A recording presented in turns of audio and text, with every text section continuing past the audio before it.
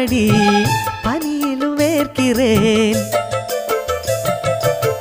மன்மதன் சந்நிதி முதன்முறை பார்க்கிறேன். அதனால் தானடி பனியிலும் வேர்க்கிறேன். முத்தங்களின் ஓசைகளே பூஜை மணியானதே. செவ்விதழின் ஈரங்களே தீர்த்தமென்று தோணுதே. கால நேரம் என்பது காதலில் இல்லையா? காமதேவன் கோயிலில் கடிகாரங்கள் தேவையா? சேலையில வீடு கட்டவா சேர்ந்து வசிக்க? ஜன்னல் வச்ச ஜாக்கெட் போடவா தென்றல் அடிக்க? முக்குத்தியின் மின்னல் ஒரு தீபமேற்றி வைத்து போக